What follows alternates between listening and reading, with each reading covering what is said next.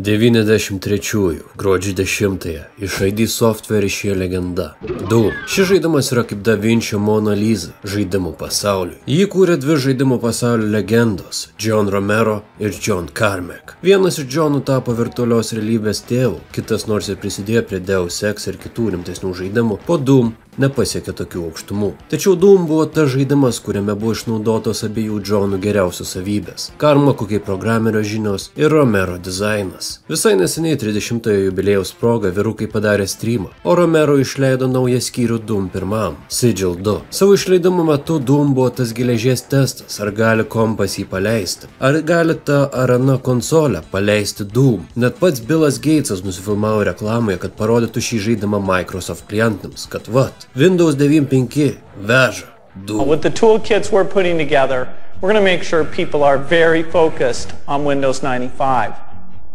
DOS, it's been impossible to install the games. Hard for the developers, hard for the users, tough support problems, and nowhere near the graphics performance we're getting today with our DirectX APIs.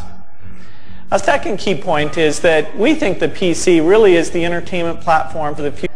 Better and better. Šis žaidimas taip pat žinomas tuo, kad sudomino daugybę žmonių IT sritimi ir tai duoda rezultatų dar ir dabar. People who, by playing Doom and learning how to network, that encouraged them to enter careers in game development and other IT fields. I was wondering, we'll start with John Carmack.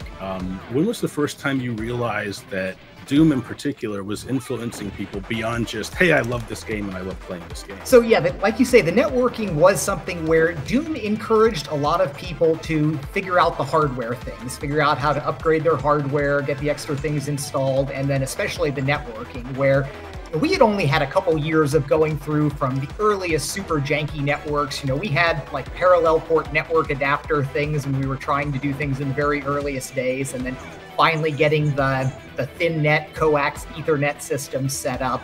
It really was early days, and a lot of people did wind up in sort of network administration posts and wiring up, became the network guy in their office, and many offices wound up having a suspect business case put forward for why they all needed networks shortly after Doom came out. And, it was interesting to contrast with, I think Quake led a lot more people into software development careers, where that level of programmability kind of launched a lot of game dev careers, but Doom launched a lot of kind of like IT professional careers. Išleido žaidimo kodą viešai 97 gruodžio 23, atsirado iššūkis jį perkelti ant kiek įmanoma daugiau platformų. Galiausiai Žemės planetoje nebeliko prietaiso, ant kurio šis žaidimas nejuda. Printerį jį veža, bankomatai jį veža, kameros jį veža, telefonai jį veža, net ir nėštumo testai ir tie jį veža. Jei prietaisas turi ekraną ir jis egzistuoja, jis veža Doom. Žaidimo Doom išleidimas aišku savo laiku sulaukė precedentų neturinčios ir didžiulės kontroversijos. Būtent Amerikoje dėl turinio. Jame ne tik buvo labai daug atvirų šėtoniškų vaizdų, kaip jie buvo įvardinami, bet ir žiaurumo, kur zombiai ir monstrai yra sprogdinami, šaudomi į gabalus ir apskritai suyra į kraujo masę. Tų laikų žiniasklaida kaltino šį žaidimą dėl visko pasaulio, nuo smurto iki šaudynių mokyklose. Doom rėmėsi prieš tai firmos išleisto Wolfenstein 3D sukurta formulę ir ją išplėtė, tapdamas viso pirmojo asmens šaudyklių alfa ir omega. Todėl didžiąją 90-ųjų dalį, kol 3D žaidimai tokie kaip Quake iš tikrųjų neįsitvirtino, pradėjo įsivaduoti iš Doom šešėlio, iki tol šaudyklės buvo vadinamos Doom klonais, o ne pirmojo asmens šaudyklėmis arba FPS-ais. Doom ginklų pasirinkimas tapo šablonu, pagal kurį daugelis kitų žaidimų kūrė savo ginklus. Režimas Deathmatch iki šių dienų tapo pagrindiniu daugelio FPS žaidimų režimu. Bet nekalbant vien apie tai, ko fainas ir smagus Doomas, reikia pasakyti ir apie ką jis. Mūsų herojus yra neįvardytas kosmoso pėstininkas, slapyvardžiu Doom Guy. Dar žinomas kaip tas bičas iš Fortnite'o, kuris po to, kai nubaudavo savo vadą, už įsakymą šaudyti į nekaltus civilius, už bausmę buvo paskirtas į aerokosminės korporacijos bazę Fobe, viename iš Marso mėnulio. Dėl transportacijos eksperimentų tarp Fobo ir Deimoso pastarasis išnyksta ir atsiveria portalas, iš kurio į Fobą įsiveržia būriai pragaro demonų, o pėstininkas lieka vienintelis išgyvenęs. Ieškodamas kaip ištrūkti iš Fobo, jis atsiranda Deimose, kuris tampa pragaru. Kalbant apie istoriją, minėtas veikėjas yra tolimas Wolfenstein herojaus B.J. Blazkovičiaus proanūkis. Taip, Wolfensteinas ir Doomas yra susiję istorija, nes jos kūrė ta pati firma ID Software. Pagrindinis šio žaidimo ilgamžiškumas slypi jo bendruomenėje. Per 30 metų nuo išleidimo išėjo daugybė modų, žemėlapių, konversijų. Pavyzdžiui, yra Minecraft Doomas, Simpsonų Doomas, Duke Nukem Doomas, Sonico Doomas, Doomo kartai, Sonico Doomo kartai, Doom Infinite ir netgi Doom Half-Life'as. Ir galima vardinti ir vardinti, kiek naujų žanrų ir kiek naujų žaidimų yra pakurta ant šio variklio. Būtent moderiai sugebėjo šio žaidimo variklio išspausti maksimumą. Mano asmeninė nuomonė, geriausias modas Doomui yra Brutal Doom, kur Doomui pridėtas maksimalus kraujas ir visi kiti faini dalykai. Doom taip pat suvaidino svarbų vaidmenį populiarinant speedrun idėją. Nes kiekvienoje galutinio lygio rezultato kortelėje ne tik fiksuojama, per kiek laiko žaidėjas įveikė lygį, kartu su visais užbaigimo procentais, bet ir buvo nurodytas Johno Romero nustatytas laikas, skatinantis žaidėjus vis greičiau baigti kiekvieną lygį. Galimybė išsaugoti perėjimus kaip demo failus taip pat palengvino dalymas pasiekimais tais laikais, kai dalytis vaizdo įrašais internetu buvo beveik neįmanoma, nes greičiai buvo labai lėti. Taip pat kitas svarbus dalykas, dėl to, kad šiuose demo failuose įrašomi visi žaidėjo įvesties duomenys ir judesiai, Doom buvo lengva patikrinti, ar nėra sukčiaujama.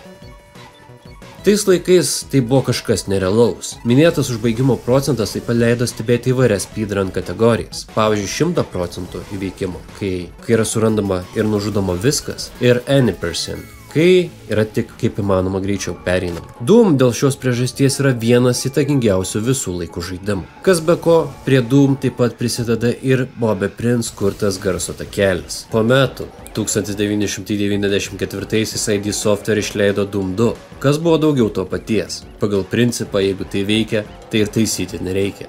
Šiek tiek naujų ginklų, nauji žemėlapiai ir keli nauji monstrai. Doom 2 buvo net sėkmingesnis žaidimas už Doom 1 ir sutiktas palankiai tiek žaidėjų, tiek ir kritikų.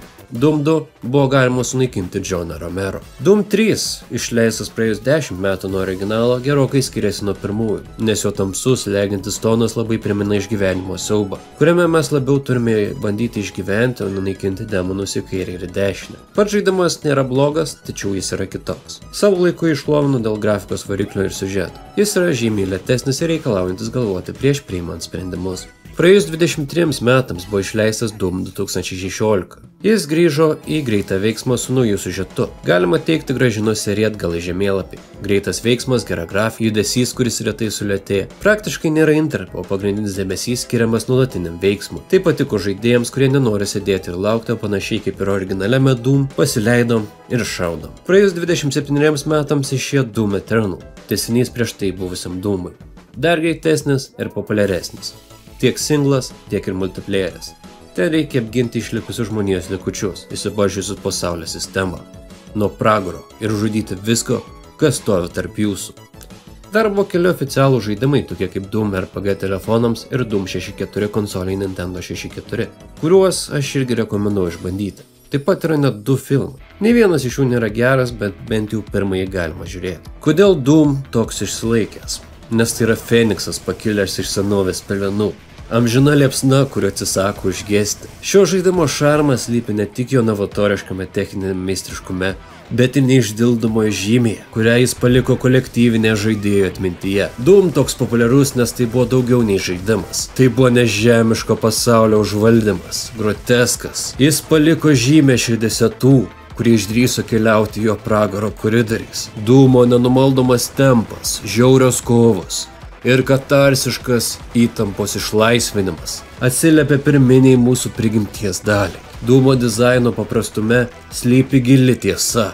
Džiaugsmas patiriantis ištaškant priešą. Tai ne praeities laikų reliktas, o tiesiog nemirštanti klasika, kurioje ne jūs esate uždarytas kartu su demonais, o demonai yra uždaryti kartu su jumis.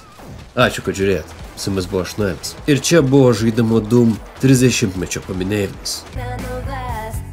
Mama, juoktis tave privers, tad viskas bus gerai, tik pirmin varai, dešinėn atkairėn, ženk ten, kur nori tu, jei negandos tekiu.